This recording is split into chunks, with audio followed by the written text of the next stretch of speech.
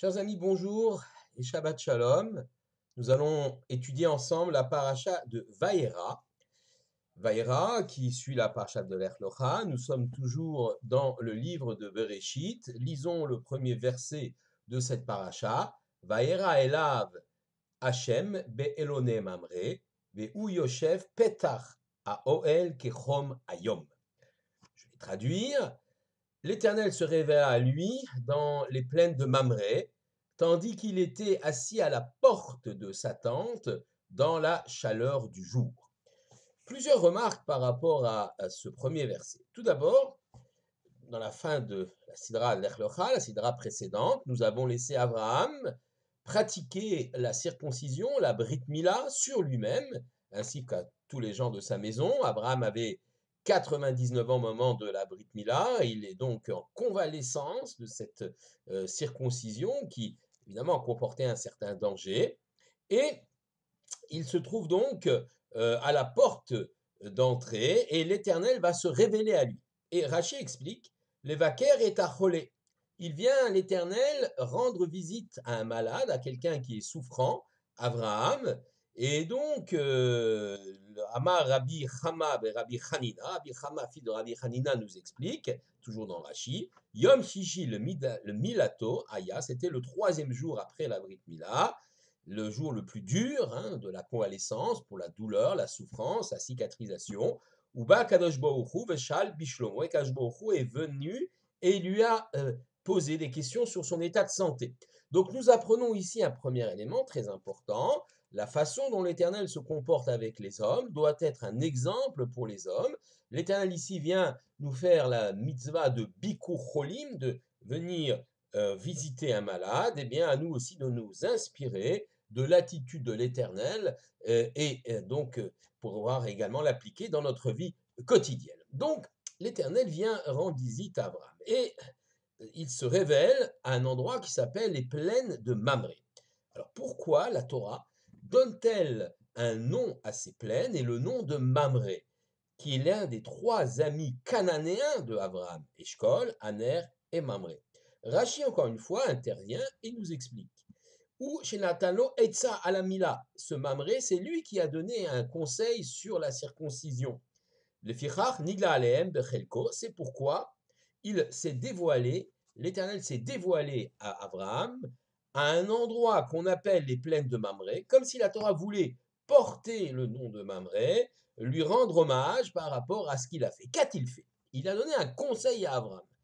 Abraham, effectivement, lorsqu'il a reçu la mitzvah, le commandement de l'Éternel de pratiquer la Brit Mila, il a été voir ses trois amis cananéens, Eshkol, Aner et Mamré, pour leur demander conseil. Dois-je pratiquer la Brit Mila? Est-ce que c'est quelque chose qui est dangereux à mon âge? Eshkol lui répond, surtout ne pratique pas cela, c'est très dangereux, tu vas peut-être mourir. Aner lui dit non, pratique-la puisque c'est l'ordre de l'Éternel, mais fais-le en toute discrétion, car tes ennemis, et ils sont nombreux, vont profiter de ta convalescence pour t'agresser, pour t'attaquer. Quant à Mamré, il va lui dire non, va, fais cette circoncision comme l'Éternel te l'a suggéré, te l'a dit. Ce midrash, cette explication nous interpelle quelque part. Deux questions majeures. La première question, est-ce que Abraham a besoin vraiment d'aller consulter des Cananéens pour savoir s'il doit pratiquer l'ordre de l'Éternel ou pas? Je rappelle qu'Abraham est l'homme qui était prêt à se jeter dans la fournaise ardente de Our en Chaldée pour le nom de l'Éternel, qui, lorsque Dieu lui a dit Lech Lecha, quitte ta famille, quitte ton pays, il les a quittés, il est parti. Et maintenant, voilà que l'Éternel lui demande une mise extraordinaire, celle de la Brit Mila, de la circoncision, celle qui va marquer à jamais le sceau de Abraham, le sceau de l'alliance, pardon, chez Abraham, dans le corps même d'Abraham, et évidemment qui va se perpétuer dans toutes les générations de Juifs après lui. Et voilà qu'Abraham va demander un conseil à Mamré, à un Cananéen. La deuxième question qui se pose, qu'y a-t-il de si extraordinaire de ce conseil de Mamré de dire fais comme l'Éternel te dit de faire? La réponse est la suivante. Abraham, évidemment, n'a pas besoin du conseil des trois Cananéens. Pour lui, il est évident qu'il va accomplir le commandement de l'Éternel. Il va le faire sans hésiter. Toutefois, il sait bien que cette circoncision, cette Brit Mila, va à jamais le séparer de ses amis et de tous ceux que lui et Sarah avaient convertis, entre guillemets, au monothéisme. Car si beaucoup de gens qui les ont suivis depuis la Chaldée, dans leur voyage, et également des Cananéens, comme ses trois amis, les suivent dans la croyance en un Dieu unique et sont attachés à cette petite communauté qu'Abraham a formée autour de lui et Sarah, ils ne sont pas prêts à aller beaucoup plus loin, c'est-à-dire aller jusqu'à la Brit Mila, la circoncision. On franchit une étape, un palier dans l'identité d'Israël, dans l'identité juive. Et ça, les amis ne sont pas prêts du tout à le faire. Abraham est assez triste de cela. Il est assez triste parce qu'il se dit que lui qui avait pensé, dont la vocation était de répandre le monothéisme à travers le monde, le voilà qui reçoit un commandement que bien sûr il va exécuter sans hésiter, mais un commandement qui, quelque part, risque de le couper de ses contemporains et il en souffre. Et il en souffre. C'est la raison d'ailleurs pour laquelle, c'est intéressant, 3 jours après la Brit Mila, alors qu'il devrait être dans son lit en train de se soigner de cette opération délicate et douloureuse, le voilà qui est à la porte de sa maison. Il est à la porte de sa maison car il veut encore inviter des étrangers. Il est à la porte de sa maison pour pouvoir en faire entrer chez lui des gens car il a l'angoisse que cette Brit Mila l'ait coupé de tous ses contemporains. Donc il veut montrer que non, il y a encore un lien, même si quelque part il s'est distendu car son destin après la circoncision n'est plus celui des Cananéens. Alors il va consulter ses trois amis, non pas parce qu'il n'a pas encore pris sa décision, il l'a prise, il sait qu'il va obéir à l'ordre de l'Éternel, mais il va les consulter pour les associer à sa décision, faire comme si ils étaient partie prenante, comme pour leur montrer que malgré le fossé qui s'est créé entre lui et Abraham, le père du peuple d'Israël, ou le grand-père du peuple d'Israël, et tous ces Cananéens qui certes sont quelque part monothéistes, mais ne suivront pas la même histoire et le même destin. Alors il veut les associer pour dire je suis quand même votre ami, je suis quand même proche de vous. Deux répondent à côté, un, Mamré répond de façon claire, et c'est extraordinaire. Pourquoi la Torah le porte-t-elle au nu? Pourquoi la Torah fait en sorte pourquoi l'Éternel apparaît dans son territoire et son nom est cité? Pour nous dire que Mamré, qui sait très bien que après la circoncision, après la Brit Mila, il y aura une rupture avec Abraham qui sera immanquable. C'est sûr que les liens vont se distendre. Et pourtant, il n'hésite pas à conseiller Abraham sur ce qui est bien pour Abraham et non pas ce qui est bien pour lui-même. Il sait que s'il dit à Abraham, va faire la Mila comme Dieu te l'a ordonné, quelque part, il va être perdant parce que ces liens tissés d'amitié et de fraternité vont se distendre avec Abraham. Eh bien, il le dit quand même, il le fait quand même, il le conseille. Et c'est cela le vrai ami. Celui qui vous conseille pour votre bien à vous, et non pas par calcul ou par son propre intérêt. Et c'est pourquoi Mamré est digne de louange et l'Éternel va apparaître dans son territoire. Pour aller un petit peu plus loin, cette apparition de Dieu pour soigner Abraham ou rendre visite au malade qu'est Abraham après la circoncision se fait dans des circonstances assez particulières.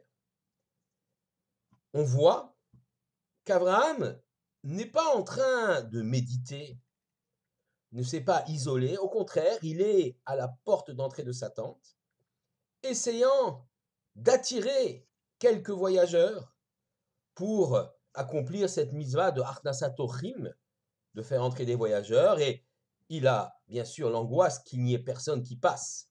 L'Éternel, lui, que Chomayom a fait luire le soleil bien plus fort que d'habitude, justement pour ne pas déranger Abraham, pour ne pas qu'il soit perturbé par d'éventuels voyageurs. Mais Abraham est plus angoissé, il souffre plus de cette absence de voyageurs que de la blessure physique liée à la circoncision, et c'est pourquoi l'Éternel, qui a quelque chose à annoncer à Abraham, va le faire par le biais de 3 voyageurs, de 3 anges malachim qui prendront la forme humaine et se présenteront devant la tente d'Abraham. Abraham est donc en train de vivre quelque chose de quotidien. Comment tisser des liens avec ses contemporains, comment les attirer. Et le Rav Shimshon Raphaël Hirsch là-dessus nous explique. Regardez, Abraham, c'est un prophète, c'est un navi, Dieu va lui parler. Mais il ne va pas lui parler après un état d'excitation, d'exaltation, ou je ne sais quelle méditation, ou contemplation, ou isolement dans une grotte. Non, il va le faire alors qu'Abraham, lui, est, j'allais dire, bien les pieds sur terre, voulant donc véritablement continuer à construire et à tisser du lien social en accueillant chez lui quelques voyageurs. C'est à ce moment-là que l'Éternel décide de se révéler à lui. Non pas face à un homme perdu dans ses pensées, dans une exaltation ou quelconque excitation, dit le Rav Shimshon Raphaël Hirsch, mais chez un homme qui a une véritable clarté d'esprit et dont ce qui compte le plus pour lui est de maintenir les liens avec ses contemporains. Et c'est à cet homme-là que Dieu décide de se révéler. Alors, évidemment, il se révèle et il y a quelque chose d'extraordinaire qui se passe. Dieu le voit et puis tout d'un coup, Vaïsaena, Vaïar, il a levé ses yeux, Abraham, et il voit, Veine, Shlosha Anashim Nitzavim Alav, il y a 3 hommes. Vaïar, Vaïarot, Likratam, il va, il se lève et il court vers eux, Mipetach Haoel, devant la tente, Vaïshtar Wartza, il se prosterne. Vaïomar, il dit, Adonai imna matzachichen benecha, il dit, mon Seigneur, ou mes seigneurs, l'interprétation ici est importante, si j'ai trouvé grâce à vos yeux, al-nat tavor mais al-abdecha, ne passez pas devant votre serviteur. En d'autres termes, Abraham est face à Dieu. Abraham, à Dieu qui vient, qui lui parle, qui peut-être va lui révéler quelque chose. Il voit 3 visiteurs. Il demande alors à Dieu, dit le Midrash, de l'attendre. Quelle outrecuidance! Il demande à Dieu de l'attendre pour aller s'occuper de ces 3 visiteurs-là. Et la Gemara de Shabbat, Daf Kuf Kaf Zayin, page 127, nous dit Gedulat Achnasat Orim Yoter mi Kabbalat Pene Shechina. Plus grand est l'accueil des invités, des voyageurs, de ceux qui en ont besoin, que de recevoir l'Éternel lui-même. C'est extraordinaire. Encore une leçon pour l'avenir. Pourquoi c'est plus grand et plus fort d'aller accueillir ceux qui sont peut-être dans le manque, au détriment même peut-être d'un dialogue avec l'Éternel? Parce que c'est le projet de l'Éternel lui-même. Il faut qu'il y ait ce lien entre les hommes, ce lien de fraternité, pour pouvoir vraiment percevoir la grandeur divine et son projet. Et bien sûr, Dieu ne lui en veut pas, car c'est ça qu'il souhaite. Aller s'occuper des étrangers, et ceci est une leçon.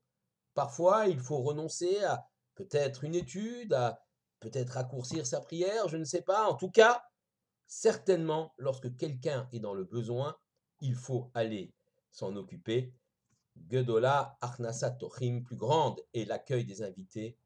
Yoter mi Kabbalat Pene Shechina, plus que de recevoir la Shechina, recevoir la présence divine. Ces 3 visiteurs arrivent.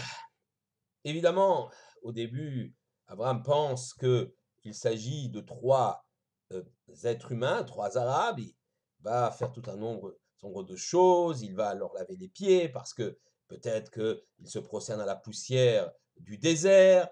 Il va leur servir à boire, à manger, du lait, de la crème, ensuite de la viande. Et il va servir d'ailleurs, c'est intéressant, 3 langues de veau, bechardal à la moutarde, dit Rashi, précise là, ce qui est un peu intéressant parce que on sait que c'est durant la période de Pessah, donc le chardal, la moutarde, c'est kitniot chez les Ashkenazes aujourd'hui. À l'époque, ça n'était certainement pas, et certainement pas à l'époque de Rashi. Bon, je ferme la parenthèse. Ces 3 anges vont annoncer ce qu'il y a de grandiose, évidemment, la naissance de Yitzhak. Et là, Sarah, et c'est très connu, est derrière la tente, et Batisrak Sarah Bekirba, Sarah rit en elle-même, elle est sceptique, elle ne comprend pas. Comment c'est possible? Mais cela sera possible. Est-ce qu'une chose est impossible pour l'Éternel? Ah, yipale me Hashem davar. Est-ce qu'une chose est impossible pour l'Éternel? La moed ashuv elecha ka'et chaya ou le saraben. À la même époque, je reviendrai, dit l'un des anges, et Sarah, aura un fils. Le rire de Sarah est extraordinaire. C'est le rire d'une femme vieille qui ne comprend pas comment, bien, elle peut encore enfanter. Matrice, c'est hors d'usage, ses seins sont flétris. On dit d'ailleurs qu'elle va rejeunir par la suite, mais elle est sceptique. Et ce rire de scepticisme, eh bien, va coller à la peau, si je puis dire, de cet enfant qui s'appellera Yitzhak, celui dont on rit. Ce scepticisme de Sarah, qui bien sûr sera corrigé chez elle, va être le scepticisme des nations, dit Rav Shimshon Raphaël Hirsch. Scepticisme des nations face à Israël, qui prétend vivre à contre-courant des modes et des nations. Scepticisme des nations face à l'existence de ce peuple juif qui, malgré toutes les persécutions, les dispersions, les assimilations, eh bien, décontenance les nations. Elles sont surprises, elles rient d'abord, et ensuite, ce rire devient une véritable surprise. On est sceptique. Israël ne passera pas à l'histoire. Rire également des nations face au courage du peuple juif, à sa capacité de résilience et de remonter le courant et de reconstruire après les destructions massives qu'a connues notre peuple, que ce soit au Moyen Âge et bien sûr plus près de nous durant la Shoah. Rire face à la résurgence du peuple d'Israël, à la construction d'un État, tout cela, évidemment, ce scepticisme des nations sera balayé par Israël. Israël a survécu à travers l'histoire et on peut dire qu'effectivement, cette origine vient, cette force vient de cette annonce à ce moment-là, de ce rire de Sarah, de cette annonce de la naissance d'un enfant qui sera l'héritier d'Abraham. Beaucoup de grands empires ont disparu. Les empires qui nous ont persécutés, qui ont prétendu nous faire disparaître. Ces empires ne sont plus. Rome, aujourd'hui, la Rome antique n'est plus qu'un tas de ruines. L'arc de triomphe de Titus, qui fièrement exhibait la menorah capturée par les légionnaires romains, qui est toujours visible d'ailleurs à Rome, cet empire romain n'existe plus. Quant à Israël, petite nation dont tout le monde rit, eh bien, Israël est toujours présent et toujours retourné même, et même retourné sur sa terre, la terre d'Israël, pour construire un pays, construire un État, pour montrer au monde que l'histoire d'Israël ne s'arrêtera jamais. Shabbat Shalom à tous.